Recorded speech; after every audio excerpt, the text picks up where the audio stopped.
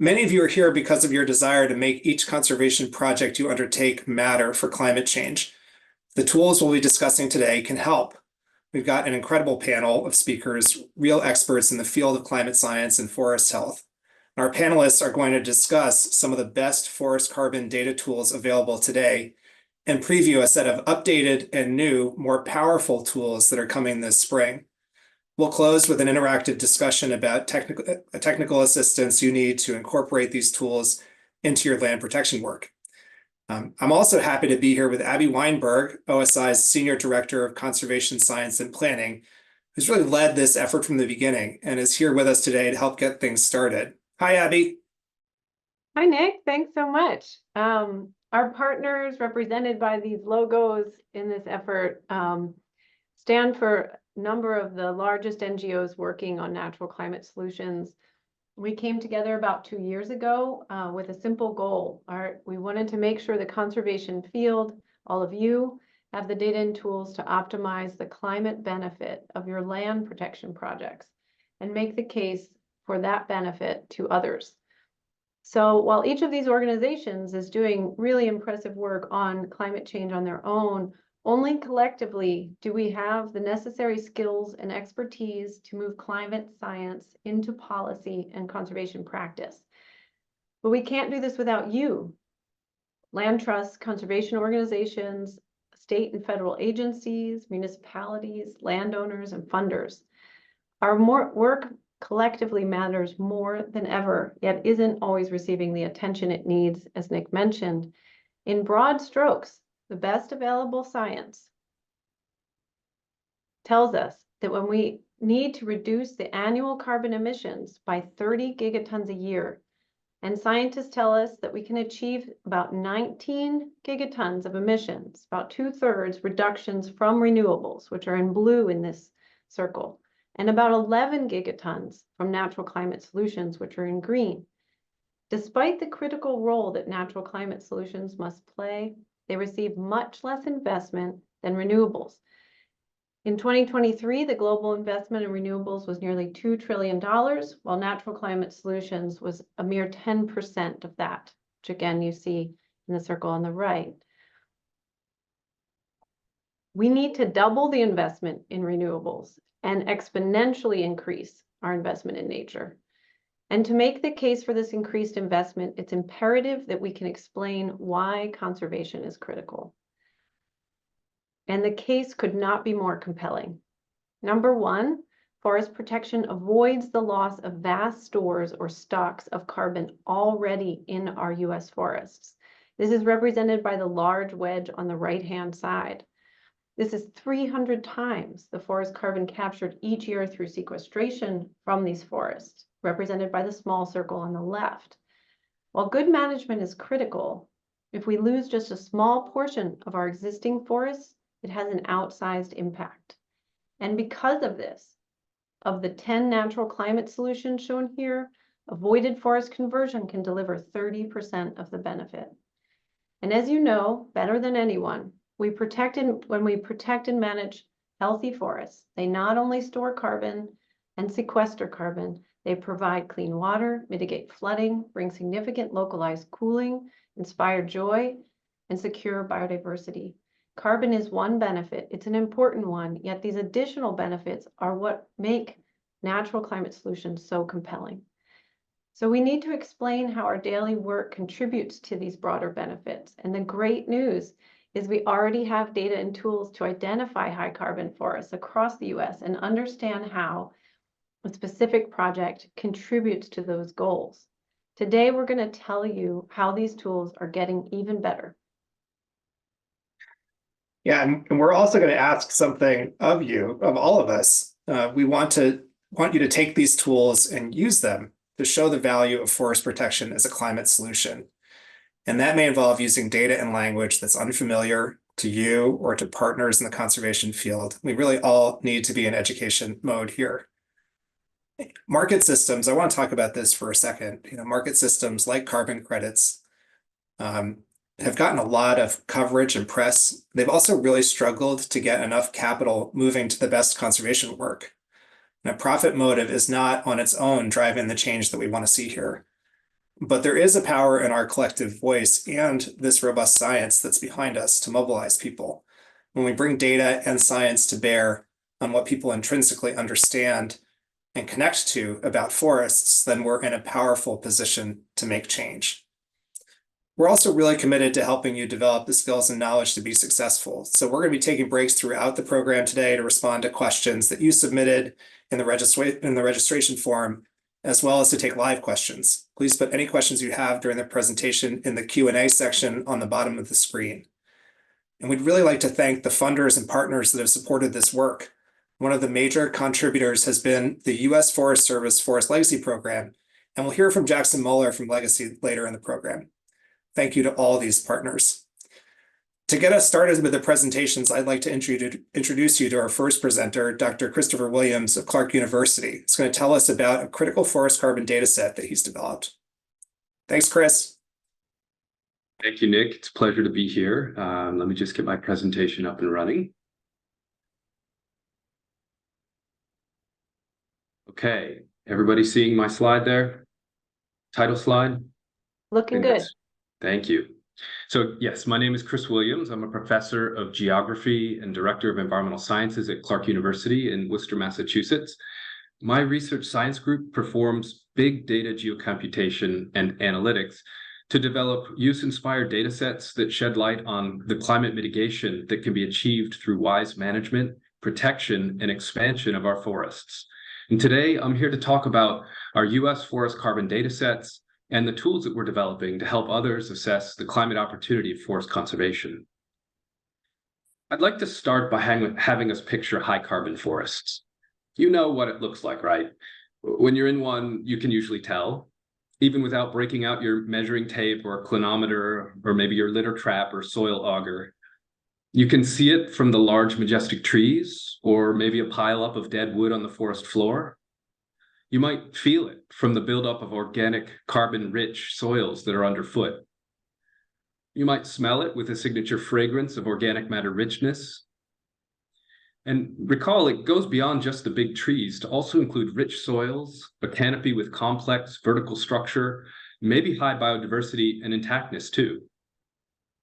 These forests are valued for many reasons, offering a wide range of ecosystem services like improved air and water quality, soil health, biodiversity, and even just wild places where we can roam.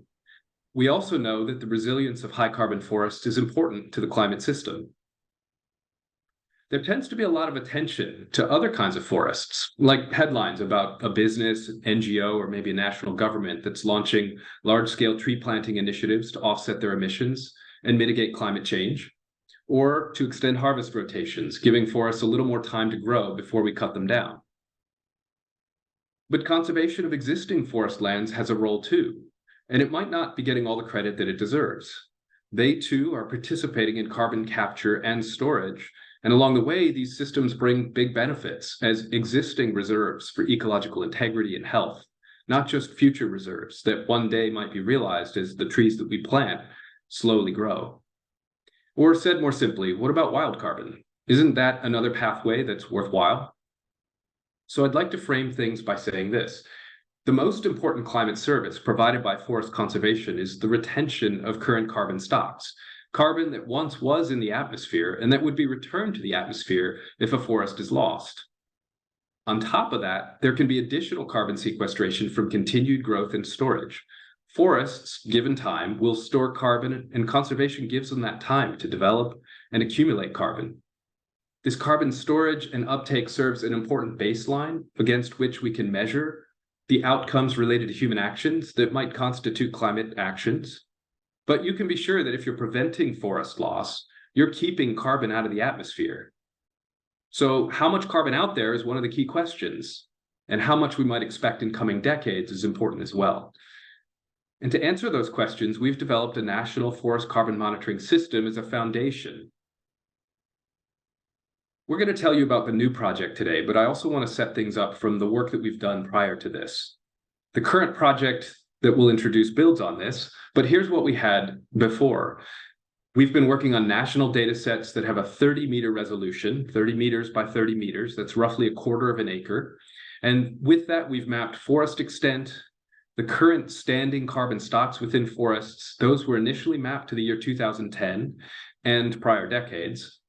We also mapped the expected future carbon sequestration and growth and stocks of forests if they were allowed to continue to grow out to, say, a year 2050. And estimates of the carbon emission risk and the lost sequestration have also been mapped, again, starting from the year 2010. And we heard from a lot of data users and interested parties that that's helpful and useful, but that they needed a more recent timestamp. So that's one of the key updates, and there are some others. So now we're poised, thanks to this project, to release an update to these data that represent everything for 2021. We're adding an assessment also of the climate impact of albedo change that can occur when we lose forests, as well as a mapping of recent forest losses that help us to understand which areas might be at greatest risk, even if this is only a partial picture of that risk landscape in the future. Together, this provides a clear, ready-to-use set of data on the current and likely future carbon stocks in forest lands. The intention is that they can be used to identify high carbon forests in our neighborhoods and landscapes and guide efforts such as yours. The foundation of this work was what we call the National Forest Carbon Monitoring System, initially funded by NASA, and it's a platform that we've used to examine and map baseline carbon stocks, as well as future carbon stocks that we can expect with continued forest growth that's free of major disturbance. It starts with satellite data of various kinds that serve as key inputs. A range of Earth-observing satellites are equipped with sensors that are capable of detecting forest carbon density with training from on-the-ground field data. And this gives us a powerful kind of top-down view, everywhere view, of where our forests can store carbon currently. In addition to reporting on above-ground and below-ground live biomass, our method also estimates carbon dynamics in deadwood, litter, and soils. And this is partly with the help of a carbon cycle model that estimates the dead leaves and branches and roots and stems that are typical in different kinds of forests and as their biomass increases. Together, this gives us a whole ecosystem, a total ecosystem carbon perspective.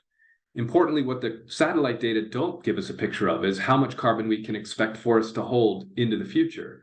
And for that, we're using forest plot data from the U.S. Forest Service Inventory and Analysis Measurement Program. So this is a high-level sketch of our general workflow, busy as it is. It progresses from a series of data sets on the far left to an intermediate data products in the middle to core deliverables all the way on the right, and their application for scientific understanding.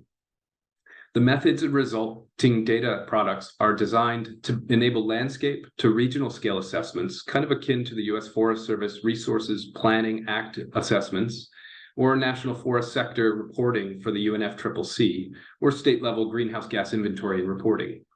At the same time, when we were producing this, we realized that the continuous wall-to-wall coverage and 30-meter pixel-level data are also highly valuable components of our monitoring and assessment system that have great value for screening and visualizing landscape-level carbon dynamics in particular places.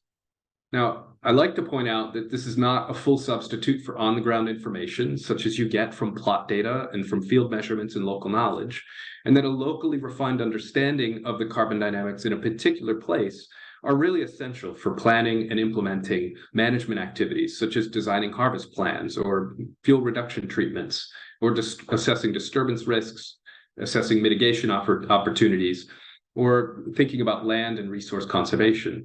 So on-the-ground information is really valuable, but our data sets can definitely help get you in the ballpark. With data from tens of thousands of forest plots, we construct hundreds of characteristic carbon trajectories that describe carbon stocks and their change over time in different forest settings. Here, I'm showing just one particular example, illustrating how we use the FIA data, Forest Inventory and Analysis data, to create curves of biomass with stand age, kind of like yield tables or yield curves. And along with that, we then get carbon sequestration within the forest, and how that varies with stand age for a wide range of different forest types and productivity class settings. So seen here in the Pacific Northwest, you can see a range of different forest types and how the curves are different between high and low productivity sites. This is just one of about 9 different regions across the conterminous US, and we're currently working in only the lower 48 states. Once the model's fitted to match the inventory data, it helps us track how carbon stocks and carbon uptake change over time as forests grow, mature, and age after a major disturbance. So the graph at right shows an example of how carbon stocks change as a forest matures. For example, after a stand clearing disturbance like a harvest. We see a big drop in live carbon stocks and an initial increase in the carbon in the dead pools, like dead roots below ground and the material on the forest floor. The live carbon accumulates once again as the forest regrows. The dead pools dip down as the losses from decomposition exceed the new inputs from younger aged forests. And the main point really is, however, that forests free of major disturbance will tend to accumulate carbon stocks over time throughout the well-known process of secondary succession. And it might not always be as smooth as is shown in the graph here, but it will have this general tendency. And also true is that carbon accumulation generally tends to slow down as forests mature and develop. But importantly, this is at a stand level, not a tree level. So with that broad framework and the resulting data sets that emerge from it in hand, we can start to answer questions like, how much forest carbon do we stand to lose from forest conversion to non-forest land uses? For this, we need to keep track of a couple of key components, not only the emissions of carbon that's currently stored in the forest and that would be lost with conversion to non-forest, but also the carbon gains that we lose out on, what we call the foregone carbon sequestration. Exactly how much varies with the biomass of the forest at the beginning, at the time of conversion, as well as the future growth potential of a given forest condition or setting. And both of these are really important to see the full picture. It's reasonable to wonder how good our data sets are, so I'm going to highlight a couple of points of validation and verification. One was performed by independent practitioners. Abby was instrumental in forwarding this information to us. We didn't even know what was going on. But these investigators studied plot-level projects in a couple of different regions, as shown here in the eastern US, and they found error rates at the plot level, at the project level, of about 2% and 6% respectively. These error rates were found to be lower than that of a private consulting company, Sylvia Terra. And the investigators also noted that our estimates were relatively conservative with respect to stand level growth rates, that is the continuing sequestration that's ongoing. I don't know exactly what was behind that assessment, but that was part of what they found. They also noted that our data sets did not always pick up on the highest carbon stocks in forest lands found in some state forest land regions. And a second kind of evaluation I'll just mention that I've performed in our group is when we compare to state and regional or even national reports from the Forest Service.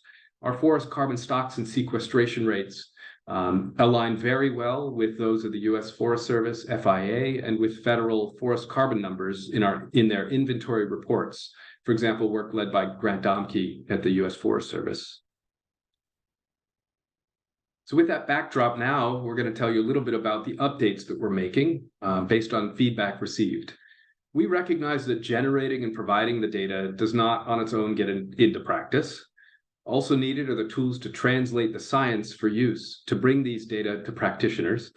And OSI has really been a leader in some of this work, along with the outstanding partners who are featured here today, the Trust for Public Lands, the Nature Conservancy, the Land Trust Alliance, the U.S. Climate Alliance, the USDA Forest Service Forest Legacy Program, and others.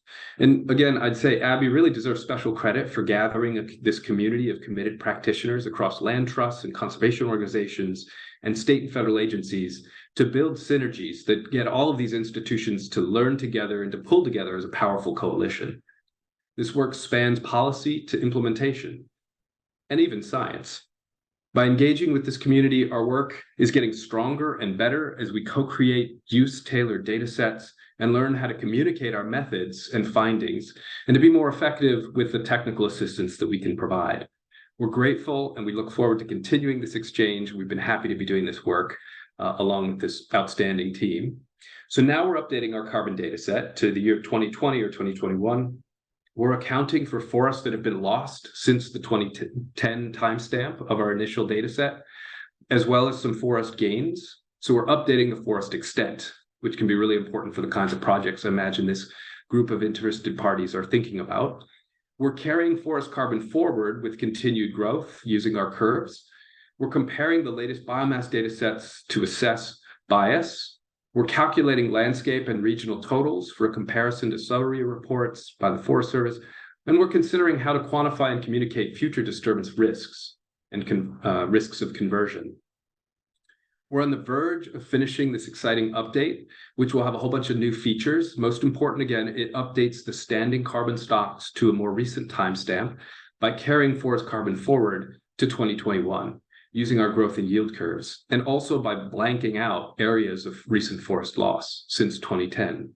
We'll also be adding a correction to account for the albedo change that occurs when a forest is lost to conversion. And this is needed because the surfaces that replace forests tend to reflect more sunlight out to space, and this causes some climate cooling that should really be folded into what we're considering here as we understand the full impact of avoided forest conversion. We're mapping forest losses to development and cropland over the past decade to assess which areas might be at greatest risk, and we're considering the cost of land protection to display where you might get, say, the biggest bang for your climate dollars or for your conservation dollars to have a positive impact on climate. There are a few major advantages of our data over other things that are out there, of which we're aware.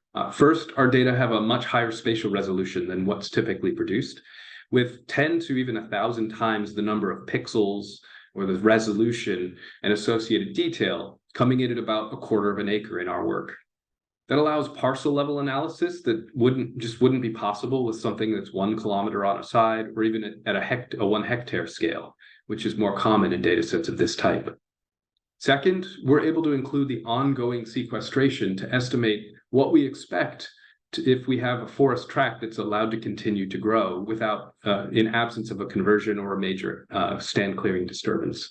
And third, our data sets are readily available in approachable formats and interfaces, and we've been very happy to work with several partners to make that possible. So our findings are in use by land trusts and conservation organizations, such as those listed here, with data and tools that are helping to demonstrate the value of forest carbon as a baseline, and also used to target conservation that maximizes the retention of forest carbon in our landscapes, and particularly in places where those lands are under threat of conversion. Findings are in use also by states. We're elevating awareness about the value of forest carbon with the display of spatial patterns in carbon emissions and foregone sequestration.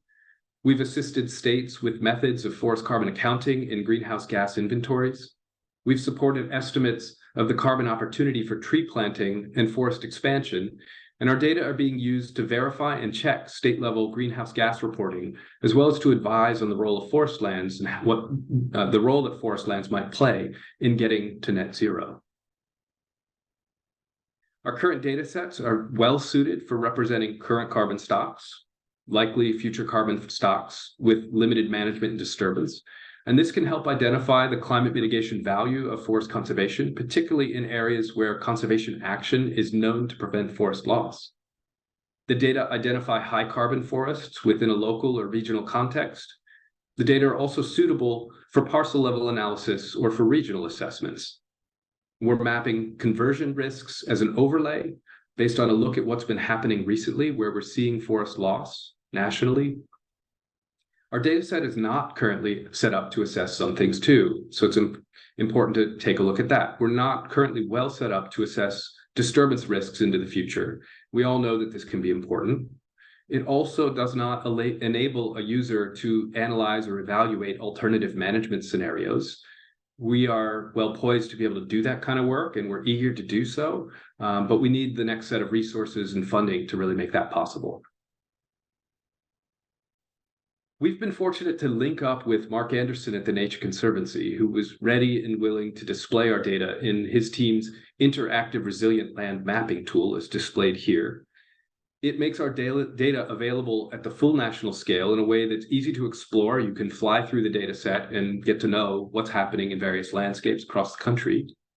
And you can study the patterns of forest carbon or get a sample of data from your favorite forest plot. We show forest carbon stocks in 2010 in this initial rendition. We look to update those. We also estimated the stocks you could expect by 2050, so that opportunity for continued sequestration if forests were to remain intact and free of severe disturbances. We reported biomass, woody carbon, soil carbon, and total ecosystem carbon, again at a 30 meter by 30 meter resolution, about a quarter of an acre across the entire country.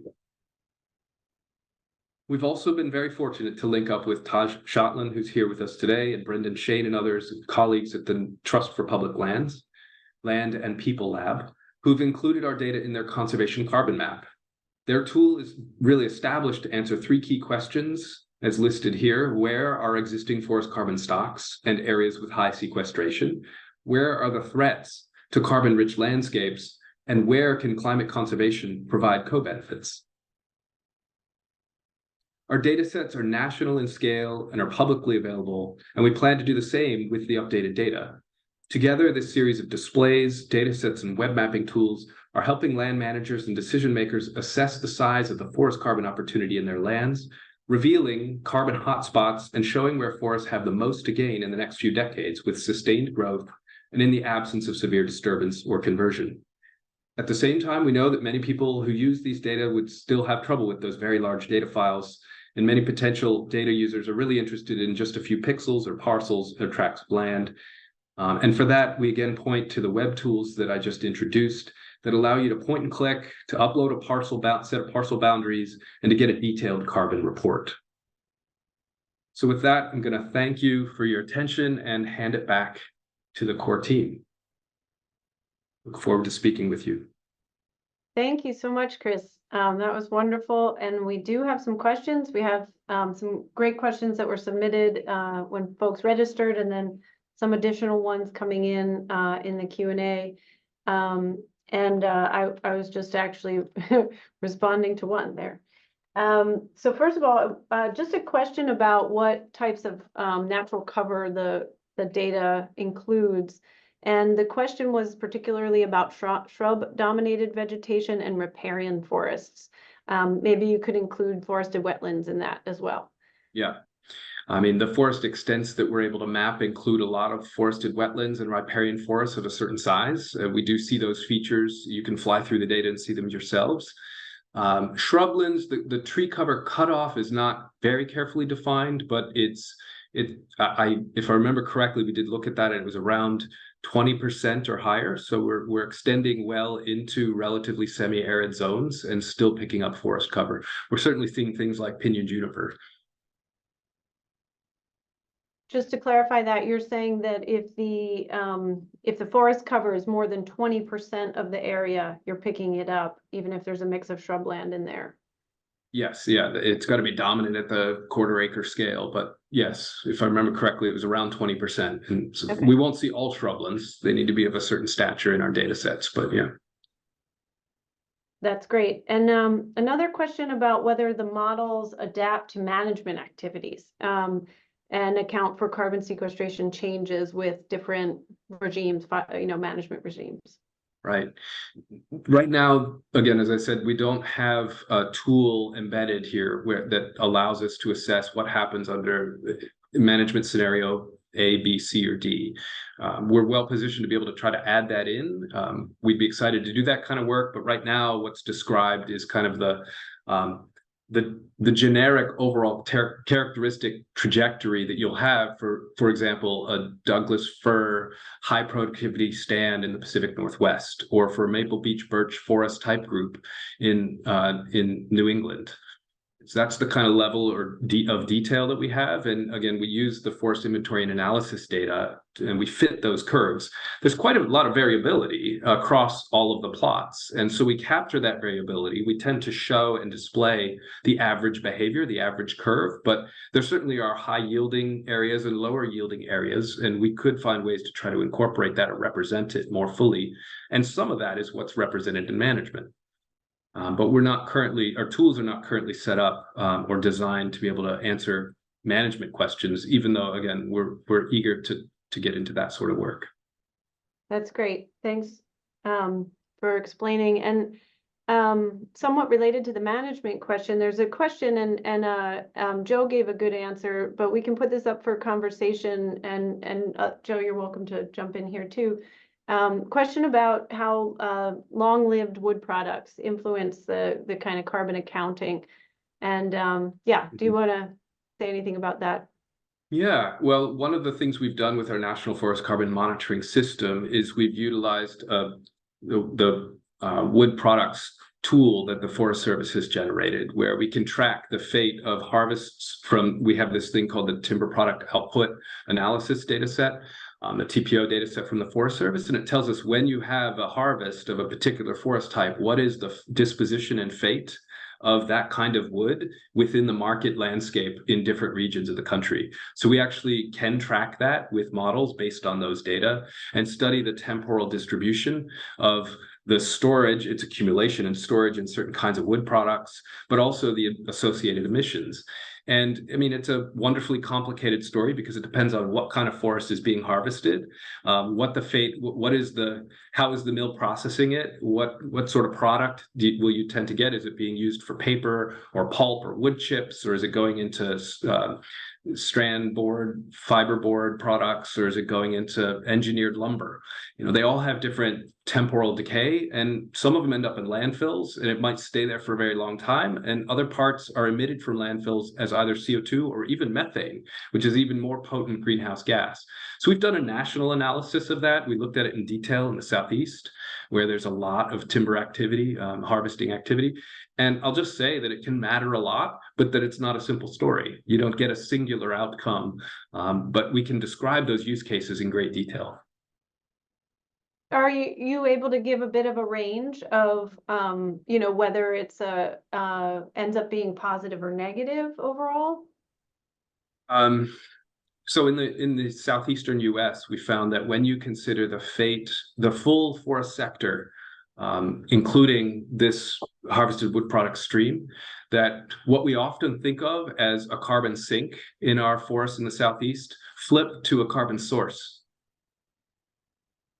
to the atmosphere. So harvesting and management and use, when you track the full fate, including the components that build up in storage, it still ends up being a net emission rather than a net sink of carbon.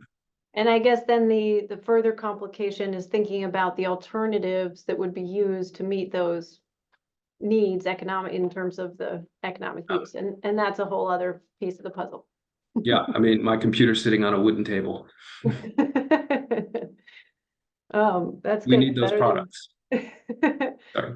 Then yeah, my veneer one here. Joe, anything you wanted to add there, or does that jive? No, I guess the one thought is, if there are estimates for that allow us to do carbon accounting for both short and long-lived forest products. And what's interesting to me is that for lands that are being converted, for example, if you have a subdivision and they're taking out trees, that might not even go to a mill because that might not be economical. And so it might just get chipped and go to a landfill. And so it doesn't even really enter the wood product, the supply chain is the way something that goes to a mill would. And so those estimates might not apply. And so I think that there's a significant benefit, basically, even if we're protecting trees that would otherwise just get chipped and like used in landscaping, none of that carbon would have stuck around in a long-lived wood product. So that's an even more reason to protect those trees. And what I hear in that, Joe, too, is that there's a benefit to actually connecting the wood supply chain with these, clearing situations. And, that's a somewhat of a carbon solution as well, potentially. Yeah. Yeah, lots of great questions. There's a question here just about if the data set will be available for download. And so I think people are wanting not just to have it on tools, but also to have it available to integrate with other data sets that they're using. Yeah, fabulous. Right now, what we typically will do is post 9 regional cutouts for the full conterminous US. They're really big files at 30 meters. But if somebody's asking, that probably means they know how to work with large geo files like this. So we will and are happy to make those data sets available. And actually, several of the partners on this Zoom room have told us that their colleagues are interested in these data, and when they contact us, we make it available. And sometimes you just check in with us and ask if you can share them, because I know, for example, Abby has several of our data sets, and we're certainly all about open access. Yeah, and I think and that is a huge benefit, which Chris may not have emphasized as much, but having this data available and free is huge. And we at the Open Space Institute, we have made the data available by state. I see another question about that. And that is useful for a lot of organizations that work at a state or a smaller scale. It's hard to download a broad regional or national data set. So that's something we're continuing to think about, is how to make it more accessible in this new rollout. Yeah, and Joe, is there any relationship with the tool that you want to talk about there with the data download? Yeah, the tool will allow you to download the data. So, and yeah, the tool is not yet been built, but that is the intention. And to Chris's point, the data sets are large, and so not everyone wants to download the whole country. That can break your computer. So, so the idea is to have options for downloading smaller pieces. And the way it is possible to build into the tool so that you can like select something and it's downloaded, but that is pretty complicated to code. So what we've done in the past is just have it like also every state prepackaged, because we figure a lot of people are interested in things at that level. So yeah, so I think that's really going to open things up, make it a little more accessible for folks. We have so many good questions. We have about one more we can take. Maybe I'll, and I appreciate folks answering each other's questions in the chat. So if you asked a question and it didn't get answered, there may be someone writing to you. I do see some of that happening, which is great. Last one for now is, I'm going to turn to a question, maybe I'll ping Nick for this, but it was about markets and understanding, how this work is sort of interacting with the markets or not, and how much that criticism of the markets relates to what we're doing here. I assume we're talking about carbon markets and not timber markets, for example. Thank you. Yes. Yeah. Forest carbon credits. Yeah, well, there's so much to say there. It is, I think it was said at the beginning that there are some sort of there's some junk projects that have received funding and have gone forward, and that there's a risk of taking our money for climate mitigation, climate protection, and sending it to projects that aren't really achieving the intended goals. Data sets like ours could potentially help, but there are a bunch of barriers or sort of requirements for even taking our data set and being sure that you're having a climate benefit that's sort of substitutable or equivalent to, say, an avoided fossil fuel emission. That's a pretty high bar. It's a really high bar. So we know that there's value in avoiding forest conversion and locking that carbon down in landscapes and allowing it to flourish. That's clear. That's really not in question. And insofar as markets can be sure that that's what we're doing, I think there's a legitimacy there in that kind of project. But if I understand correctly, a lot of this group is really maybe thinking about things in a slightly different direction, where it's a recognized value that you can target your work towards areas that are more likely to have a climate benefit, but that's not the sole goal. And that really our tools are well suited for identifying the high carbon value of the work that we're doing here in conservation and in forest protection. But yeah, I think that the tool would have to be, there would have to be add-ons to the tool to be sure that what we that a user could use it to assess carbon, the feasibility of carbon projects. in an offset market. Thanks very much. And Nick, do you want to add anything in a minute or less? In less than 10 seconds. Yeah, I think it's a really important conversation, and it's a big one to try to jump into in the middle of this presentation for sure. Because it's so complex. But I think I'll go back to, in some ways where I was at the beginning, which is, markets exist and they're functioning right now at a certain level, but there are challenges in them, and they're not moving enough capital towards land protection to achieve the goals that we have for what nature is going to do to help us move through the climate challenge. So that's the moment that we're in. And, data like this, I think, helps all of us have a more informed conversation about the relationship between land protection, land use, and carbon sequestration and climate. And that is good. That's to the positive, and I think will lead to, our hope, right, leads to better, more strategic conservation work, land protection work, potentially land management work, and hopefully in dialogue with markets moves towards better carbon projects and just sort of more robust systems out there that help us get to the places where we want to be. And they have to work together, in my view, better than they are, right now.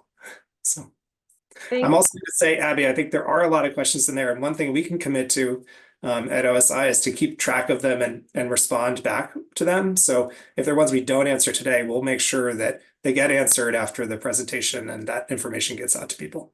Yeah, and I'm sure that once Joe starts presenting, Chris can take a moment and maybe answer some of those in the chat. So, but this is a perfect transition to Jackson Muller from the U.S. Forest Service Forest Legacy Program.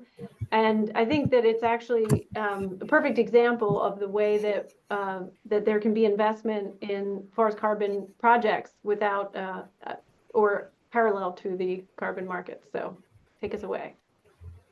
Yeah, thanks, Abby. And Nick, I think it was a great segue. Thanks for the opportunity to talk about our interest in this work. Again, I'm Jackson Muller. I provide support to the Forest Legacy Program and other landowner assistance programs at Forest Service. And we are thrilled to see updated data and the development of new tools, because in decades past, we've hinted at the relevance of land protection as a climate solution. And with $700 million added to our program with the Inflation Reduction Act, it's absolutely critical that we make the connection between our land acquisition efforts and climate resilience. We need good data and good maps to tell the story, and it's why we're thrilled about this partnership, updating carbon data, as well as the new applications for its use that Joe's going to talk about. We see this as an incredible opportunity in at least three ways. First is project development. This can be a fantastic tool to use as you evaluate different potential acquisition projects and you prioritize your resources. When we're comparing projects, we use lots of metrics and tools like acres, river miles, wetlands, or playas, or precosins, public access, the resilient lands tool. And here we're exploring estimated carbon benefits as another tool to compare projects. And I think it's great. The second is stewardship. Knowing the carbon data for a given project, how might that knowledge influence the management plan or management activities on that property? And the third is communications, quantifying the carbon benefits of the lands you've already conserved, and the ability to speak to the return on investment of your program is a really powerful thing, whether that's as a land trust, a foundation, or a state or federal agency. So again, I want to thank Abby and Nick and the partners here for the opportunity to speak to the importance we see in the data update and the new tools. I'm a big fan of this partnership and the work you're all doing. So thank you. Thank you, Jackson. And we're going to go, folks are welcome to put questions in the question for Jackson, but we're going to move over to Joe Fargione, and then we'll return to Q&A in a moment.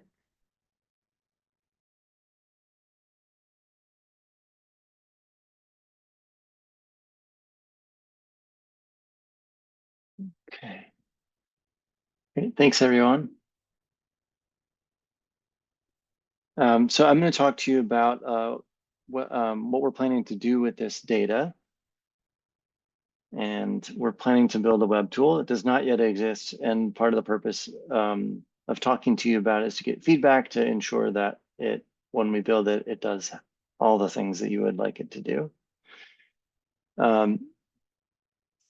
So Chris talked a bunch about the new data, and what it allows us to do is for the conterminous US, the lower 48, it allows us to map and quantify the effect of land protection on storing additional carbon per acre and storing additional carbon per dollar spent on protection. And so you can see here a clear cut that's someone is selling to be subdivided. So this is the type of forest conversion from forest to another land use that we're hoping to prevent with land protection. And so what's new? So we have more up-to-date data. We're looking not just at the amount of carbon that is standing in the forest, but we're also looking at the potential for future sequestration. We are also able to target the places that most need protection because of risk of conversion, like I showed in the previous slide. We also have an albedo correction, which I'll explain what that means later on. And then we can look at cost effectiveness, so we can consider land cost. So, so all of those are things that are new and not readily available in existing tools or data sets. So why make a new tool? So these new elements, they can be used to target protection to the places that have the most climate benefit. That's kind of the bottom line. We'd like to see people who want to target their protection to achieve climate benefit to be able to do that based on the latest and best science. It's important to mention that, as Abby already stated, that carbon is just one of the many carbon storage and climate benefit. It's just one of the many ecosystem services that forests provide. And we don't want people to only protect those places that benefit the climate. We there's lots of places that are worthy of protection for biodiversity, recreation, et cetera. But if you are trying to maximize climate benefit, it's nice to have the right data to do that. So we already know there's data sets out there that look at the standing carbon, how much carbon is in the forest now. But that's one piece of the puzzle, and these other pieces about ongoing sequestration, risk of loss, and albedo correction, won't accurately maximize the climate benefit. So that's why we think there's some added value of making this into a tool that people can use. The intended users are land trusts and other NGOs that are looking at where to protect. It's also agency staff, for example, those that are working with forest legacy funds. And then we have some use cases, right? So you can quantify the climate benefit of protection of a specific parcel. And then you can identify areas with relatively higher or lower climate benefit, identify areas with cost-effective climate benefit. You can intersect or overlay this data with places that also have high value for biodiversity conservation. So those are some things that you can do with it. We also note that in our experience, this is something that different donors are asking about. A lot of in this administration, a lot of funding is seeking to sort of have climate as a co-benefit, and be able to understand what that benefit is. So there are potential, novel sources of funding that are opening up for people that are able to identify these places that have this climate benefit, and if you can quantify it, that can help satisfy donor requests and donor intent. And then others, we have the Q&A, and we hope as you're looking at this, you will think, oh, I would like to use it to do X, and that's not something that you've explicitly talked about yet. So please let us know about that. So what might this look like? So a web tool, you've got your map, you can, you can click and zoom in, and you can see here the darker green is areas that are have higher potential for climate benefit from avoided deforestation.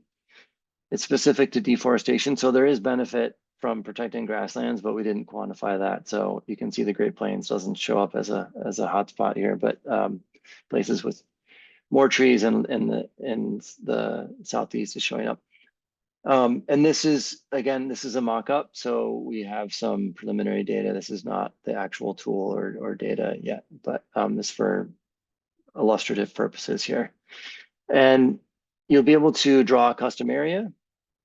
So use your mouse, draw some corners to your polygon and draw an area.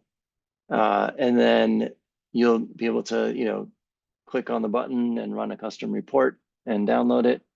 And it'll tell you things like how many, what the climate benefit is, essentially, what the tons of CO2 that you would expect of mitigation benefit, both from protecting what's there and from the ongoing sequestration that we expect from these forests.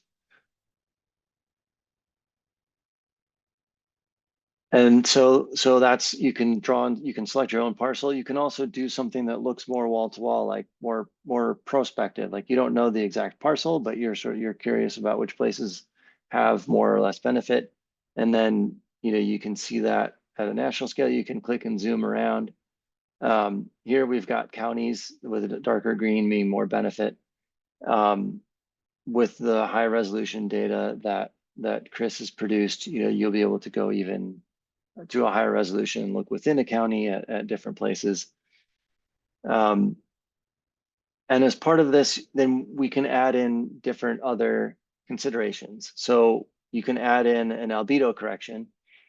And now I need to explain what that means. So you guys are all familiar with what it feels like to walk on hot asphalt in bare feet, and things that are darker absorb the heat. So, you're more likely to burn your feet on asphalt than you are on concrete. And the same thing applies with trees. So when you have dark trees, they absorb heat. And if you're in a place that might otherwise be covered in snow most of the year, or a bunch of the year, if you remove those trees, you actually are making the surface of the earth more reflective and you're absorbing less heat. So this actually, this is a counter effect to the carbon storage, because here are some trees, they're storing carbon, which cools the climate, but they're also dark and they're absorbing heat, which warms the surface of the earth. So there's a lower net, once you factor this out, there's a lower net benefit of forest protection in places with snow cover much of the year, especially if the forest is coniferous, because those forests are darker. So you can factor that in and look at the net climate benefit after considering any need for albedo deduction. We can also look at risk of conversion. And so here is a map. This is like, I think just north of the Dallas-Fort Worth area, but it shows historical data like 1992, how much was developed, and then you can see how much was developed in 2020. And so it's not random, right? There are places next to the city where as the suburbs expand are more likely to be converted. And there are more remote places that are less likely to be converted. And so you can do some modeling with GIS there to look at the probability of conversion, and you can see, this darker blue is the lower probability. And then as you get closer to some of the cities where you see that lighter blue, you see places that are at more risk of conversion. So we can, in our maps, we can have, click a button and say, which are the places that are at most risk of conversion, and we can scale the benefit accordingly, right? So there's a benefit to places that have a lot of carbon, and there's a benefit to places that both have a lot of carbon and are at risk of conversion. That's if we wanted to maximize our benefit to the climate, we would target those places. And then finally, we can identify areas with cost-effective climate benefit. So we all know that there's some you know, some land and property is really expensive, right? Like waterfront and other places that people are paying a premium for, and others are more affordable. So if we have a limited budget of dollars to spend on forest protection, you know, it's going to go further and it's going to protect more carbon if we're going to those places that are more affordable. It's not rocket science, but we do have, in the past, this was something that was true, but it was hard to do anything about quantitatively in a, you know, in a GIS analysis. But we now have a collaborator, Christoph Nolte at Boston University, has built a surprisingly accurate estimate for land cost. And there's a raster for the US that's available. It has some holes, so you can see where they don't have great data.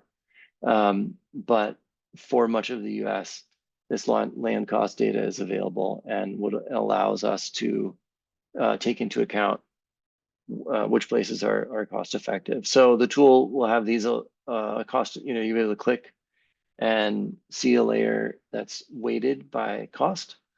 And these are all things that you can toggle off, you know, individually, and or like any one of them can be on or off, right? So you can look at it with the cost effective with or without the albedo correction, and with and without risk of conversion. Every time you do that, the map will change to show the consideration of that additional factor. And finally, we know that forest protection is not just about climate benefit, it's also commonly trying to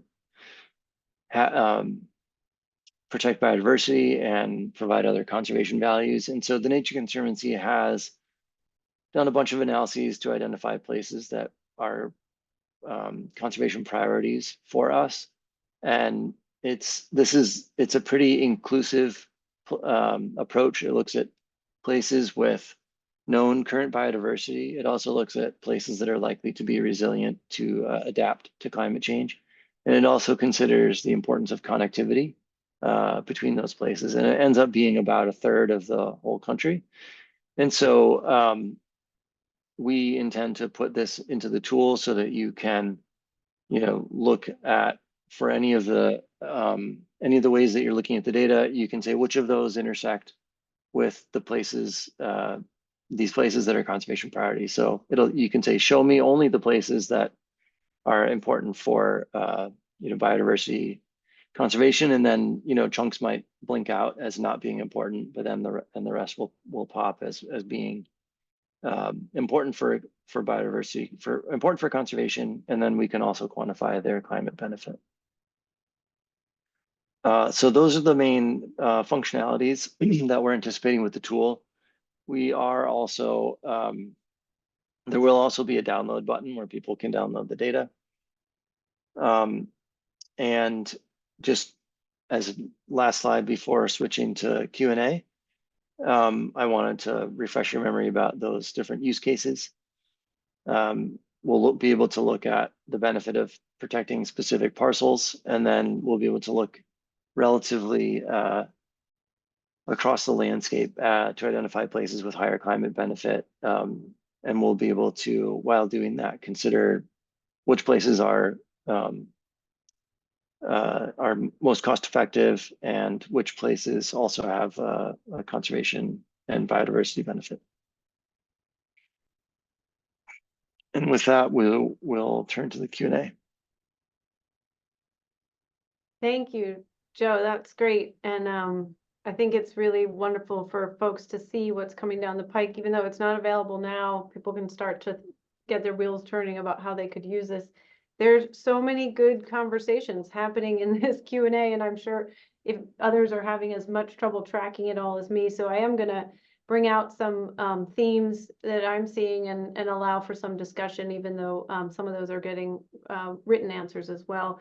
But we're having conversations about US Canada data and coordinating that, wildfire, prior land use, timing for updates, risk of conversion. Those are all major themes that are coming through. I'm going to ask one question that hasn't gotten answered here, and it was about the very relevant to your tool, about the kind of different directions that conversion risk and cost effectiveness go in, right? The places where there's the more pressure from conversion are often the more expensive places, and the reverse is also true. So do you find there's a way to sort of balance this? Are they kind of like almost negating each other, or how do you think about that?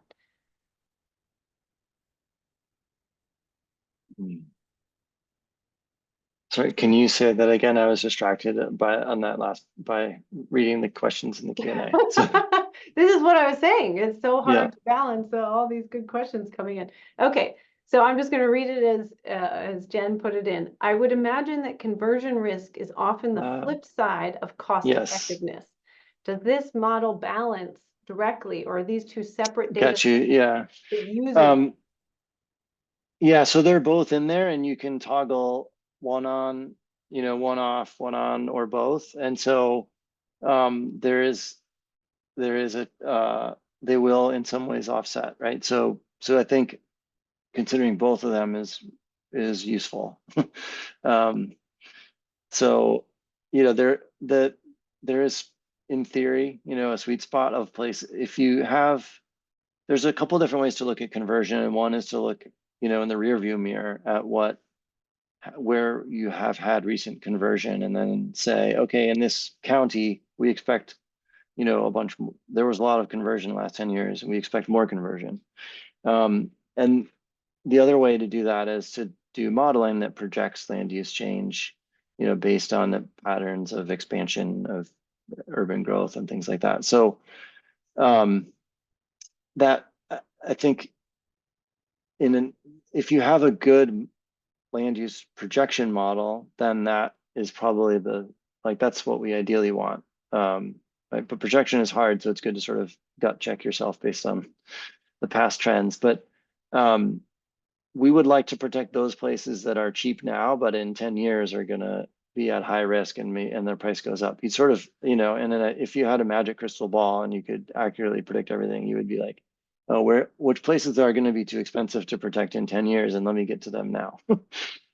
We don't have that magic crystal ball, but we can sort of do our best at some land use change projections and see which places are at some risk, and but are not yet too expensive, and then hopefully that's our sweet spot. So we don't have a magic crystal ball, but we're gonna do our best to get as close to that as we can. Thanks, Joe. I think those are important kinds of considerations that might be something we can share in use cases or in case studies or that kind of thing, because I think that there are some valuable considerations that a user might want to have as they think about balancing those. But it's a great question.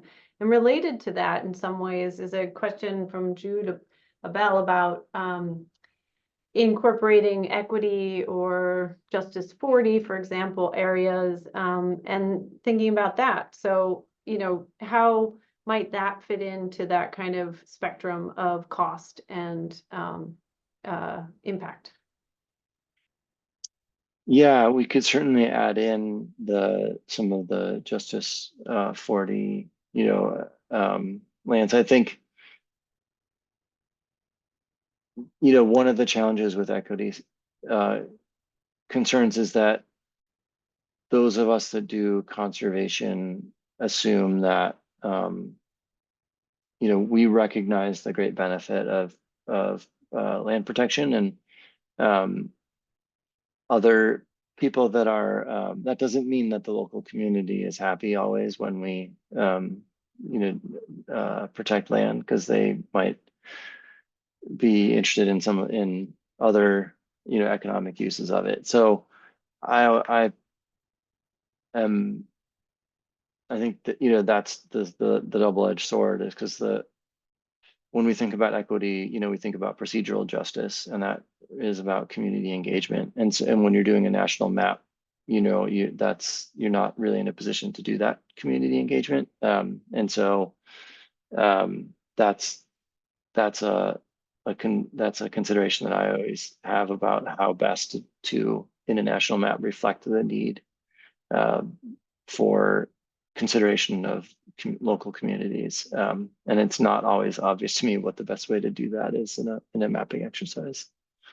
Yeah, and there is the tree equity mapping that American Forest has done that's really excellent and you know really does put a separate lens on urban carbon. And I think that there's a rationale for that. And that's a link we can put in the chat as well. Last question, and then we'll. Abby, can I just Yeah. jump on that one quickly too? I mean, the place where that we see that intersect a lot in the landscape too is in water and flood resilience. So just sort of thinking about the co-benefits of conservation work and of forest protection and thinking about certain under-resourced and socially vulnerable communities. You can look at the map of flood waters and flood damage, and those end up being a map of equity as well in a number of ways. And so, that's just one example, I think, to come back to this point of co-benefits for forest land protection. And I think that done thoughtfully and with intention, we can create large scale and smaller scale forest land conservation that is directly designed to achieve equity outcomes and directly benefit communities that are downstream and in the way. And that's certainly, I think, something we see a lot here in the Northeast, both the challenge of that and the potential for it. So. This is great. And we're going to have more time for conversation at the end. We want to, and Joe, there's a couple questions about actually getting the data. Some wonderful participant, Mike Bullard, put in a link to the science on the cost data, but a lot of interest in actually accessing it. So if you want to respond to that.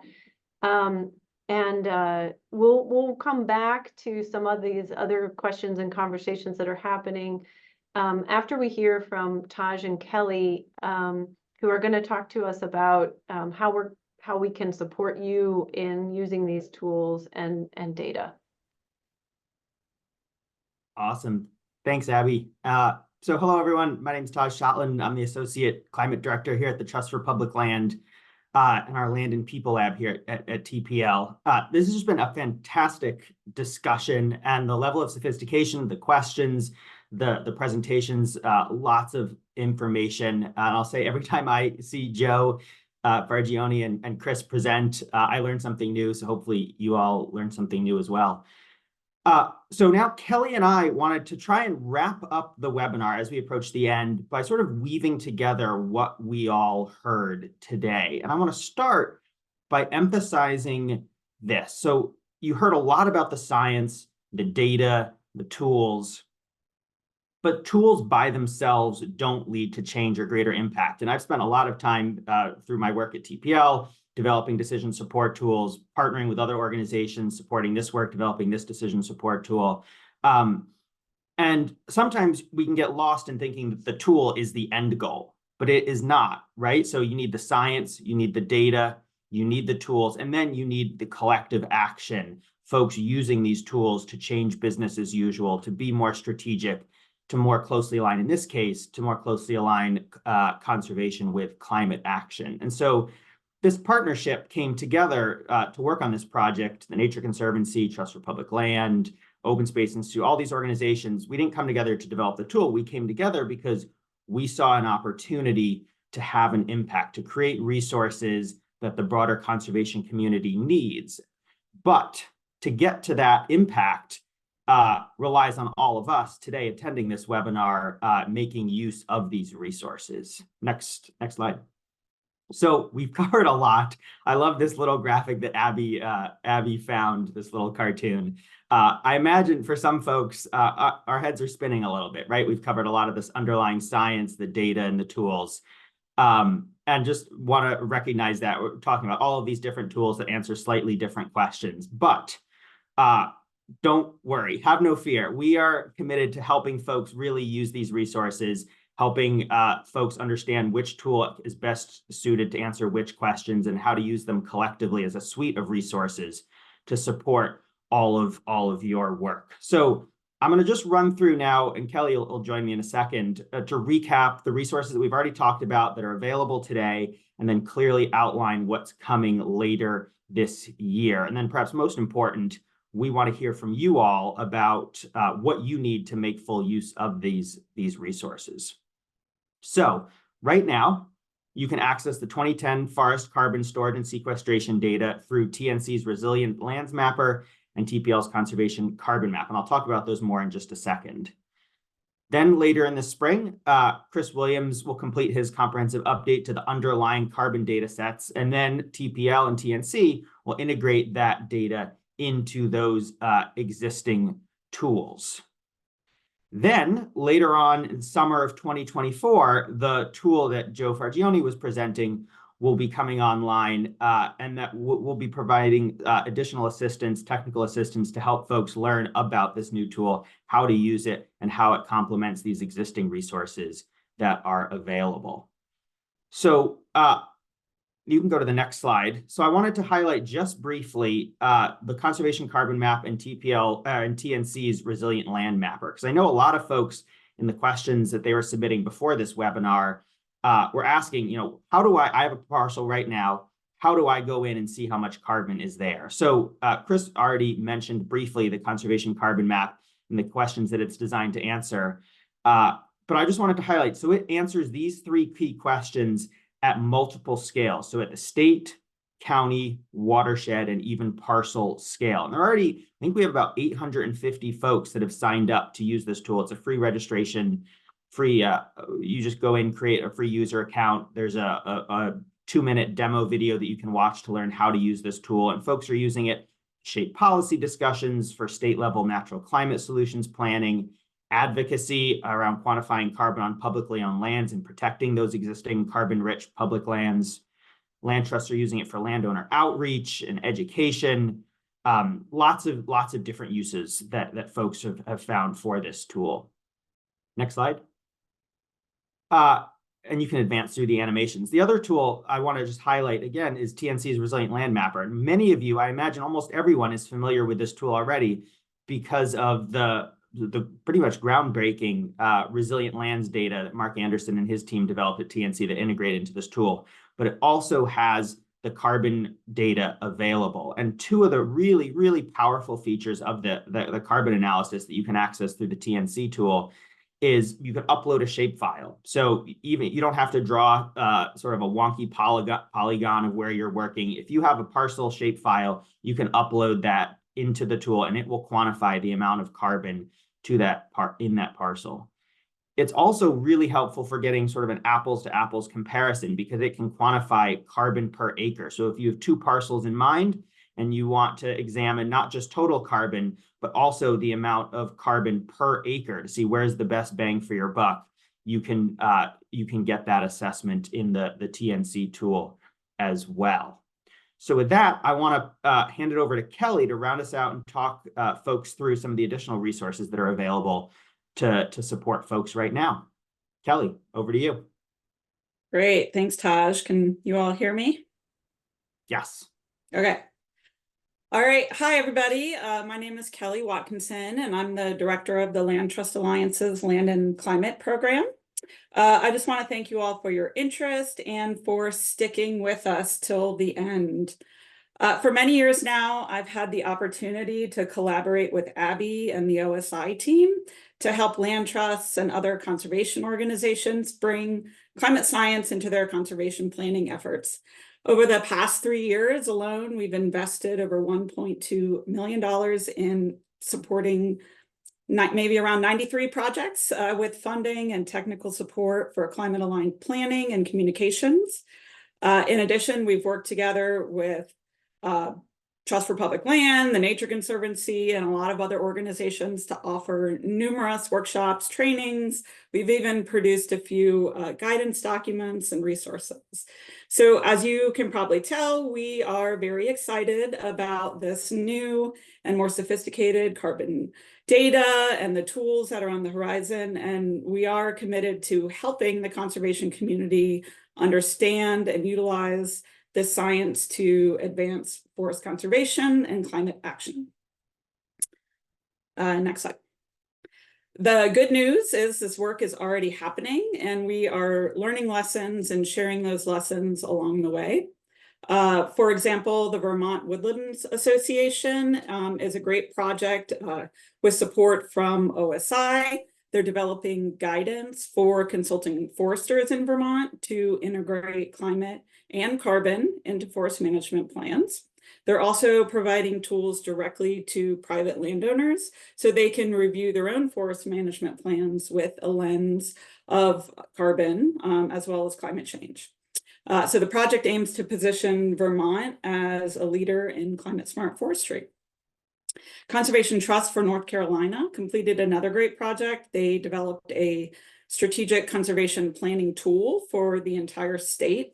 It identifies the best areas to conserve based on their potential to support carbon mitigation, climate adaptation, and resilience for both people and natural systems. The tool is available for all state agencies and conservation organizations across the state to use. It's free and it's public. So through the OSI and LTA grant program and this collaboration's combined resources and expertise will continue to support learning and projects, bringing carbon considerations into land protection and management decisions. But to do this, we need to learn more about what you need. So as Taj said, and a number of people said, developing resources is not our end goal. The end goal is to help conservation community, you all, be agents of climate action to the greatest extent possible. So there are already quite a few resources available now, though some of these resources do vary by geography, but this is a list, this slide.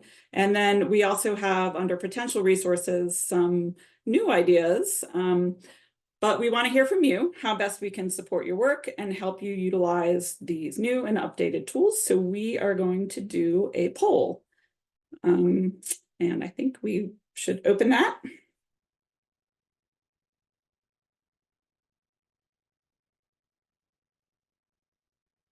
Ah, there it is. Okay, so our question. What would help you fully utilize the data and tools we covered today? So we'd like it if you selected your top two in this list so we can see what might be the most important to you. And then there's also an other box here for you to tell us a bit more about what you need or to list something that we did not already have as one of the choices. So if people can fill that out, that would be great. And we'll just take a minute to let people do that and see what we learned.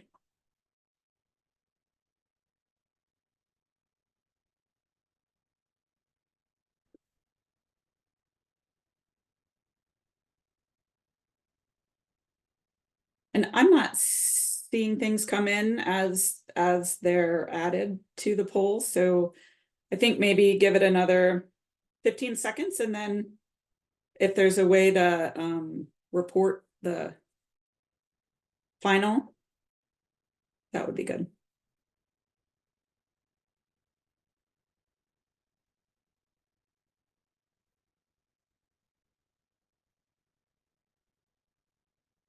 All right, I think if there is a way to project the final, we should do that. Hopefully there is. All right, here we go. A lot of people want an online hub, a single online resource. Okay, that's good. Series of online trainings, recorded demos. Yes, that's a good spread. Let's see if we can. I will have to go through the other offline, I think, and bring those into our thinking as well. Okay, well, with that, thank you for your feedback. It's extremely helpful for us, and I'll hand the mic back over to Abby. Thanks so much, Kelly. And what I want to do right now is I want to, we have about 9 minutes left, and I'm going to, and Jazz, we can go to the next slide, and I'll just share briefly what we're planning to do in terms of next steps. So as everybody's been emphasizing, we can't do this work without you, and we really like to stay in touch because of that. So we wanted to lay out what's coming and also what's available now. So what we'll do is first step will be to email you all. And Jazz, I think people might just be seeing Kelly, but so if you want, you can show everybody. So number one, we'll email all registrants and set up a set of resources that are available right now for you to get started if you haven't already used forest carbon data and you'd like to. Second, we'll inform you as the new work becomes a reality. So as the 2021 forest carbon data is available and then uploaded into the TNC and TPL tools, we will let you know when that's available. And then three, we will have a follow-up webinar to this in the summer when the online avoided conversion tool is available that Joe was talking about. And in that webinar, we'll support you in how to use that and some use applications. And of course, that tool will pull from the new forest carbon data. And then we'll also at that time roll out a broader kind of technical assistance program that we're planning. So please also feel free to be in touch with us. My email's there. I have access to all these people, know where they are. And feel free to, to let us know what you might be needing. And more than anything, just thank you so much. And you can go to the next slide there, Jazz. We are hugely grateful to each of you for your time and interest, and more than anything for your work to promote nature as a climate solution, and also to all the partners who are putting money into this project that make it possible. So huge gratitude. And now we do have some time for conversation, so I think we can take down the slides, and for the hardy who want to stick around with us, I think we can have some more conversation. And so I see there are 3 more questions in the chat that we can look at. I also wanted to raise this question about forest health and carbon. And there's this was a question that came in early, and I think it's worth just talking through. Chris, I'll put you on the spot first, but others may have input on this. But how about balancing kind of high carbon and forest health? What's your comments on that? I mean, I suppose the good news is that often they're positively correlated. That is, high carbon forests often have relatively high forest health, depending what we mean by forest health. But I think part of this question is also getting at, there are cases in which we might, for example, imagine maximizing carbon on the landscape by cutting down all present-day native forest and planting a bunch of eucalypt plantations everywhere. I don't think we'd consider those to be the kinds of healthy forests that we're imagining in our landscapes where those are not native. So I think we'd want to be careful about doing that to maximize carbon, and there can be that kind of trade-off. Did anyone else want to contribute to that, or think that otherwise does it? And there was a question also about the recording. We will be, when we send the recording out to all registrants, whether you attended or not, we will include a number of resources as well that were talked about today. So yeah, everybody will be getting the recording as well as some resources. There was also a question on leakage. And Joe, I'm going to look to you, but others can comment on this as well. But the relevance, the way I might put it is the relevance of leakage in the tool we're developing and in the work we're proposing. Yeah, super relevant. And we talked about this and contemplated. And Joe, I'm just going to interrupt you. Would you define leakage, which is what oh, sure. Okay. Yeah, so the simple way I do it, like, let's say you've got a plantation, and or let's say you've got a forest that was going to be cut down and used for toilet paper, and you can go and protect it and say, aha, I've stored a bunch of carbon. But someone's like, well, wait a minute, we still need just as much toilet paper as we did before you protected those trees. They're just going to cut down trees someplace else. So that's leakage, and it's real, and it's important to consider. So it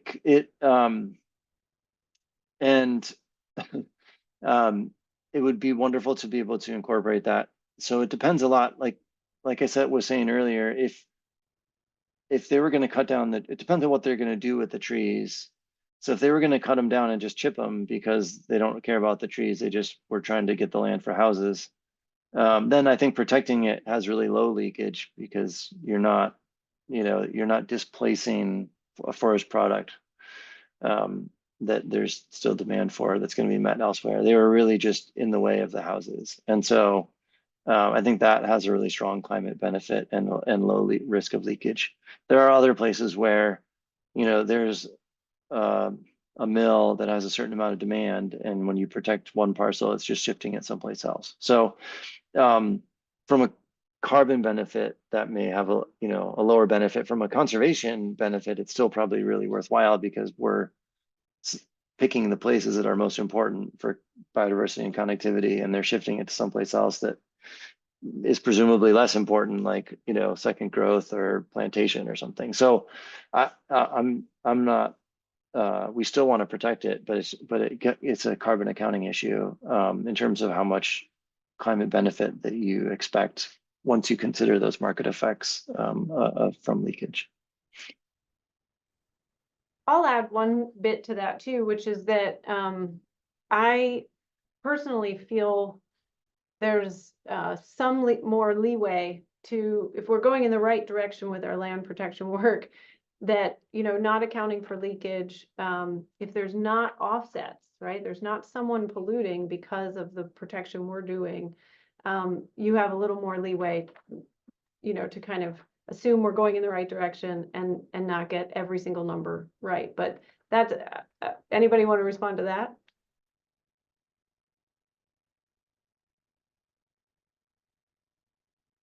I think you raise a valuable point there, Abby, and I would just add that partly it's about what claim we're making, whether we're claiming that there is an equivalent offset that's just like avoiding a fossil emission, or if we're just saying that carbon might have been kept out of the landscape, out of the atmosphere in this particular place as a result of this action. And how firm that claim needs to be and how it's valued differs across a wide range of possible use cases. Markets are just one of them. And I think there the claim would have to be really carefully evaluated and supported. But I agree that those claims, the risk of being wrong is relaxed with some kinds of activities, such as what you're talking about. Yeah, and there's another thoughtful comment by Ken Dolsky in the Q&A. He says, the answer to leakage is to force all harvests to be on plantations that are not contributing to other ecological benefits. That is one approach. And Joe's in there sharing his opinion. No, I agree. And yeah, but the question is how you force that. And I guess, easements on the places that we think need to be protected is an urgent solution there. I don't know, we don't have a great forcing mechanism other than that I'm aware of. Yeah, it's also about the distribution of resources. So lots of challenges to figure out, but we're on our way here. I trust it. I also there's a lot of questions that came in, and this might be our last one, about the history of land use and how that informs the carbon that we see on the landscape, and also the ability to sort of model past conditions. So those are maybe two different questions, but anything you want to comment on that, Chris? I'm sorry, I was reading the Q&A. Could you remind me one more time? Sorry to waste everyone's time. I wonder how our audience is doing with the balancing act. The question is about past land use and its effect on, and you probably answered this once or twice, but just for the conversation and to bring that question out. So I think past land use could be important as one determinant or input that influences the rate of carbon accumulation in forests and what's the potential carbon accumulation in a forest. If that's the question, yes, that's true. Our tools don't fully account for that. They would, insofar as the current, like the remotely sensed biomass may tell us a little bit about those patterns already as a starting point, and that's really helpful and powerful. That would most be true in the higher carbon forests or in the sites where we've had a chance to see the result of that kind of difference on the landscape. But our carbon curves, they're not finely tuned enough, and we don't really have a map of those the land use histories that were detailed enough for us to be able to fully incorporate that. And even if we did, it would be tough to know exactly how to modulate or adjust our curves. I think that's it's fair to say also that that's one of many sources of variation that happen in real landscapes that we can't fully account for, trying to do this at a national scale. Yeah, I do know someone, in fact, we gave them a planning grant to look at the localized mapping of past agricultural use and resilience, TNC resilience.